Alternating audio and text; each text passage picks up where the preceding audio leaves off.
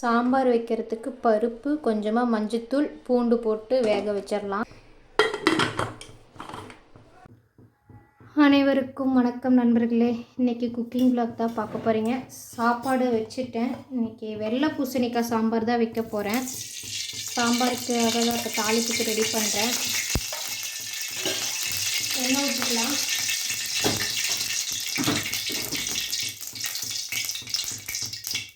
கடுகு போட்டுக்கலாம். சீரகம் போட்டுக்கலாம்.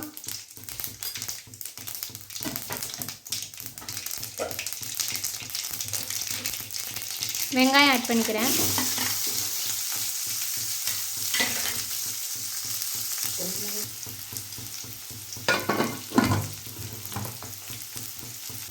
தக்காளி ஆட் பண்ணிக்கலாம்.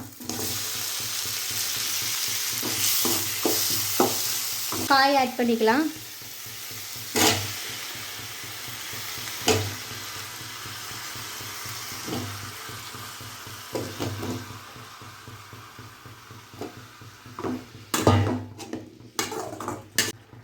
தேவையான அளவு உப்பு ஆட் பண்ணிக்கலாம்.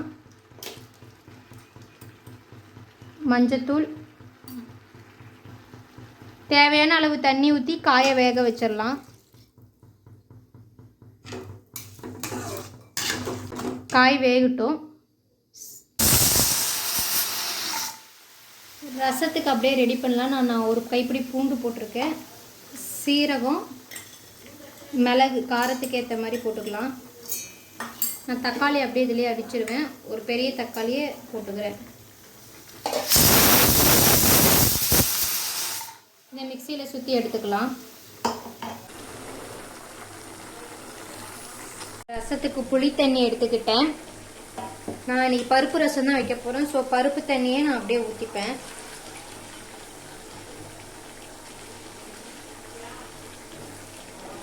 கொஞ்சம் பருப்பும் ஊற்றிட்டோம்னா பருப்பு ரசத்துக்கு டேஸ்ட்டு சூப்பராக இருக்கும். வேணுங்கிற அளவுக்கு நம்ம தண்ணி கலந்துக்கலாம். சாம்பார் தூள் போட்டுக்கலாம். வேக வச்ச பருப்பை ஆட் பண்ணிக்கலாம்.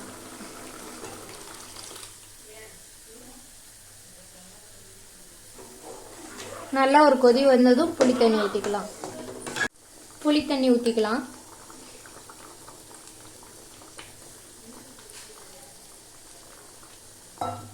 குழம்பு ரெடி ஆயிடுச்சு. சாம்பார் எடுத்து ஊற்றிக்கலாம். அவ்வளோதான். நான் கொத்தமல்லி தூவிட்டேன். ஸோ அதில் அப்படியே நான் மாற்றிக்கிறேன். பொரியலுக்கும் ரெடி பண்ணிக்கலாம். நான் அப்படியே தாளிப்பு போட்டு ரசத்தை ரெடி பண்ணிக்கலான்னு ரசத்துக்கு எண்ணெய் ஊற்றிட்டேன். பொரியலுக்கு எண்ணெய் ஊற்றி கடுகு போட்டுக்கலாம். சீரகம் போட்டுக்கலாம். இதுக்கும் சீரகம் போட்டுக்கலாம். ரசத்துக்கு ஒரு மிளகாய் போடுறேன். பொரியலுக்கு வந்துட்டு கொஞ்சம் காரம் வேணுங்கிறதுன்னு நான் 4 மிளகாய் போடுறேன். ரசத்துக்கு தக்காளி கொஞ்சம் மசிஞ்சு வச்சுருக்கேன். அரை தக்காளி அதை ஆட் பண்ணிக்கிறேன்.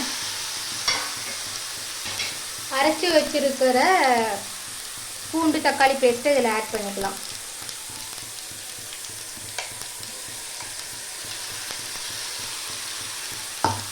பொரியலுக்கு வெங்காயம் ஆட் பண்ணிக்கலாம்.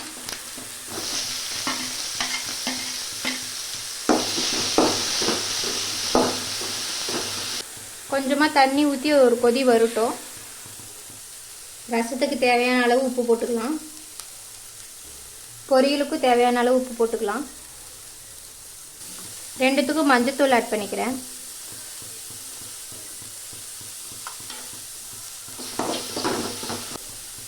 காய் ஆட் பண்ணிக்கலாம். நான் எனக்கு பரங்கிக்காய் பொரியல் தான் பண்ணுறேன். ஸோ பரங்கிக்காய் போட்டுக்கிறேன்.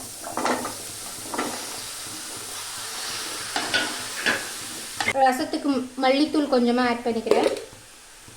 பெருங்காயத்தூள் ஆட் பண்ணிக்கலாம். கொஞ்சமாக தண்ணி தெளித்து காய் வேக வச்சிடலாம். ரசத்துக்கு கொதி வந்துச்சு. புளி தண்ணியை ஊற்றிடலாம். நான் புளியும் பருப்பையும் கலந்து வச்சுருக்கேன். ஸோ அந்த தண்ணி நான் ஊற்றிக்கிறேன்.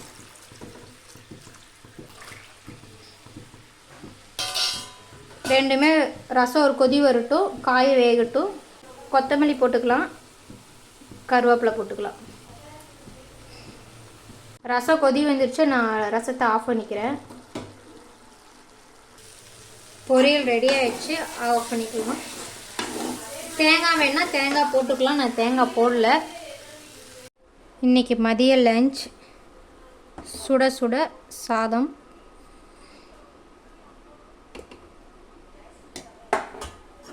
பருப்பு, வெள்ளை பூசணிக்காய் சாம்பார்,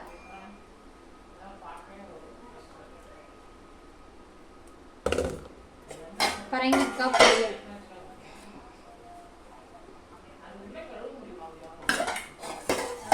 பருப்பு ரசம். வாங்க சாப்பிட்லாம். இன்றைக்கி சிம்பிளாக செஞ்சு முடிச்சிட்டேன். இந்த மாதிரி சிம்பிள் வாக்ஸ் பார்க்க என் சேனலை ஃபாலோ பண்ணுங்கள், லைக் பண்ணுங்கள், கமெண்ட் பண்ணுங்கள். தேங்க்யூ.